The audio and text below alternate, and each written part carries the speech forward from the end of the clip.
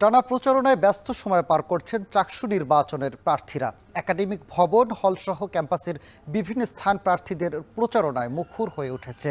চাকসু নির্বাচনের আরও খবর জানাতে চট্টগ্রাম বিশ্ববিদ্যালয় থেকে যুক্ত হচ্ছেন সহকর্মী শোয়েব রহমান।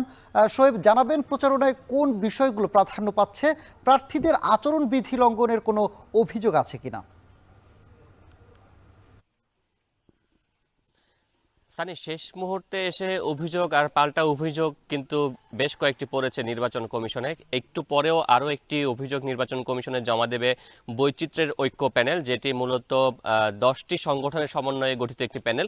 এবং সেই সংগঠনের একটি অভিযোগ যে তারা ক্ষুদ্র নৃগোষ্ঠীদের যে পোশাক রয়েছে, বিশেষ করে নারীরা যে পোশাকটি পরেন, সেই পোশাকটি পুরুষদেরকে পরিয়ে একটি ভিন্ন ধাঁচের প্রচারণা করেছেন শিবির সমর্থিত প্যানেল থেকে সহসাহিত্য সংস্কৃতি বিষয়ক সম্পাদক পদপ্রার্থী জিহাদ আহনাফ। এবং তাতে করে তারা বলছেন যে এতে করে ক্ষুদ্র নৃগোষ্ঠীদের যে সংস্কৃতি, সেই সংস্কৃতিটিকে বিরূপভাবে বা ভিন্নভাবে উপস্থাপনের একটি অপপ্রয়াস চালানো হয়েছে।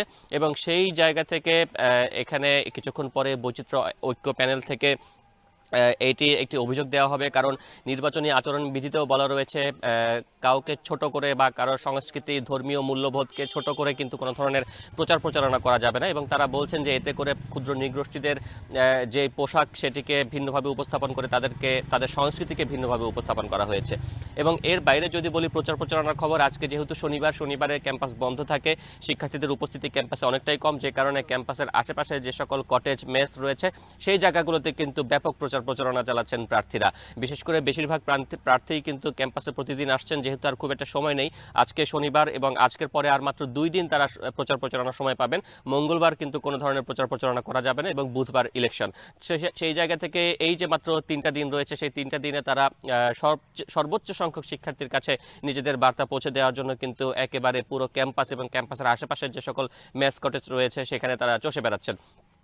প্রচারণার ক্ষেত্রে চট্টগ্রাম বিশ্ববিদ্যালয়ের যে প্রধান দুটি সমস্যা, আবাসন এবং যোগাযোগ, সেই দুটি বিষয়কে প্রাধান্য দিয়ে কিন্তু প্রার্থীরা ভোটারদের কাছে যাচ্ছেন এবং সেই বিষয়গুলো কিভাবে তারা সমাধান করবেন সেই বিষয়গুলোই মূলত ভোটারদের কাছে তারা তুলে ধরছেন। এবং ভোটারদের নিয়ে একটি শঙ্কা রয়েছে প্রার্থীদের মাঝে, যেহেতু 22 কিলোমিটারের বেশি দূরে শহর থেকে এই ক্যাম্পাস এবং সেখানে প্রধান বাহন হচ্ছে শাটল ট্রেন, যেখানেও কিন্তু আসলে অ্যাট এ টাইম সব শিক্ষার্থীকে আনা সম্ভব না।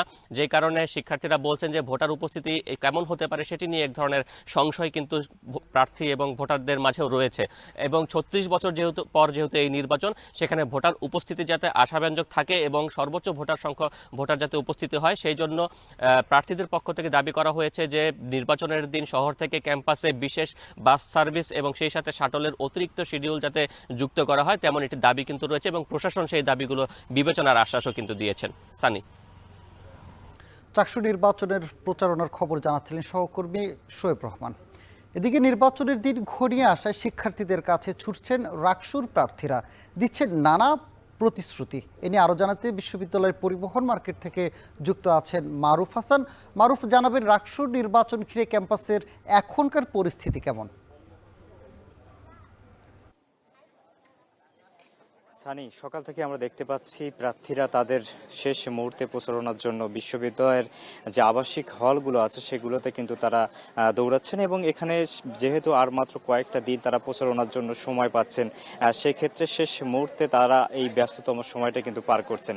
সকাল থেকে আমরা দেখেছি যে বিশ্ববিদ্যালয়ের পরিবহন মার্কেট, টুকিটাকি চত্বর এবং বিশ্ববিদ্যালয়ের ছেলেদের যে 11টি আবাসিক হল, শহীদ হবিবুর রহমান হল, শহীদ জিয়াউর রহমান হল এবং মাদার বক্স হল সহ অন্যান্য যে হলগুলো আছে সেগুলোতে হল সংসদের প্রতিদ্বন্দ্বী যারা করবেন যেসব প্রার্থী, তারা কিন্তু প্রচারণা কার্যক্রম চালাচ্ছেন। পাশাপাশি যেহেতু আজকে বিশ্ববিদ্যালয়ের একাডেমিক এবং প্রশাসনিক কার্যক্রম বন্ধ আছে, একই সঙ্গে প্রার্থীরা তাদের যে প্রচারণা কার্যক্রম সেটি কিন্তু থেমিয়ে রাখেনি। তারা প্রচারণার জন্য বিশ্ববিদ্যালয়ের এই আবাসিক হলগুলোর আশেপাশে যেসব চায়ের দোকান আছে সেগুলোতে প্রার্থীরা এগিয়ে যাচ্ছেন এবং তাদের ব্যালট নম্বর এবং প্রচারণার জন্য তাদের প্রার্থী নাম এবং তারা যে প্যানেল প্যানেল থেকে প্রচারণা চালাচ্ছেন বা স্বতন্ত্র প্রার্থী হিসেবে প্রচারণা চালাচ্ছেন, সেটি কিন্তু তারা ভোটারদের কাছে পৌঁছে দিচ্ছেন। পাশাপাশি ভোটারদেরকে তারা আশ্বস্ত করছেন যে বিশ্ববিদ্যালয়ের জন্য শিক্ষার্থীদের হয়ে তারা যে কাজগুলো করবেন, আবাসিক সমস্যার সমাধান এবং স্বাস্থ্য খাতে তাদের আরও উন্নয়নের জন্য